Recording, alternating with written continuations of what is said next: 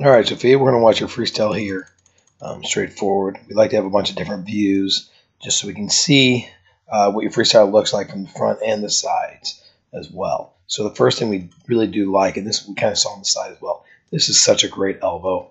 Nice high elbows, good low hands. I mean, on the left side of your body, that looks really, really just fantastic. The one thing, try to keep your wrist here a little bit more in line with your forearm. Don't let it kind of trail behind. Entering a little bit across the middle. So here's the middle. Here's where the middle of your body is. Okay. Still not a straight line. Anyway, you get the idea, right? The middle of your head line's right here. Your hand is really kind of just barely crossed over it a little bit. So when you go in, you want to really enter right about shoulder width apart. What you're looking at here, what you're doing is you're going to cross it over that middle line just slightly. We don't want to go across the middle line ever. We want to make sure that the hand stays right in line with your shoulder. As you start to do that pull underwater, you know it's a high elbow. Your hand stays just inside or just right even with your shoulder all the way through.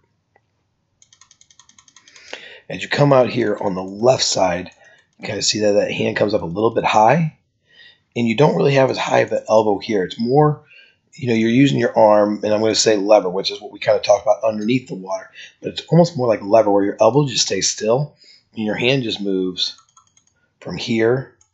And notice that your elbow really doesn't start moving until you start to push forward.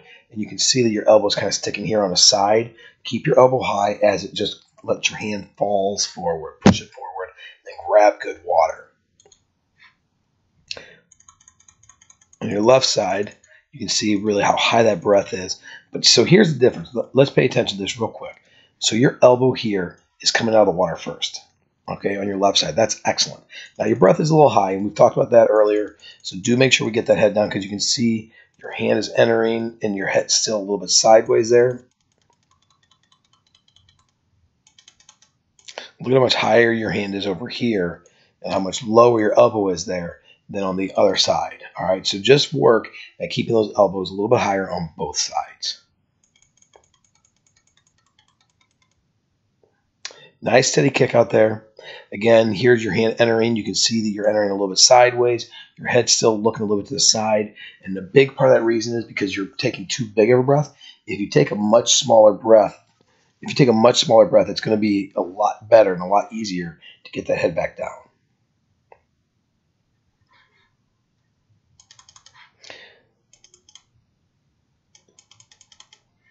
Again, here you can see this is a little bit better. So here you're not so bad. You're not really crossing over as much there. So that's really good. Let's see if we can keep that line there. See what your other arm looks like. Yeah, okay. So it's still down the center. And you can see now your head has moved off a little bit and your hand is going that way a little bit. So your head is kind of following your hand. So if you keep that head a little more still and you keep that hand a little more in the middle, you're going to be perfect. So come into that wall. That last breath, I didn't really like, not the last breath, the last stroke. Pay attention to what you do in this last stroke on this side here. You kind of move your arm on your right side, but you don't really look like you do much of a pull. Okay, you take that arm, but first off, it's a short stroke, right? So you kind of short stroke it, and you really just kind of let your hand fall down. You don't really pull any good water, so it doesn't really help your legs get over at all. The other thing you can see, your feet are side by side. Separate those feet a little bit more, about hip width apart, so that you kind of get your feet a little bit wider on that turn.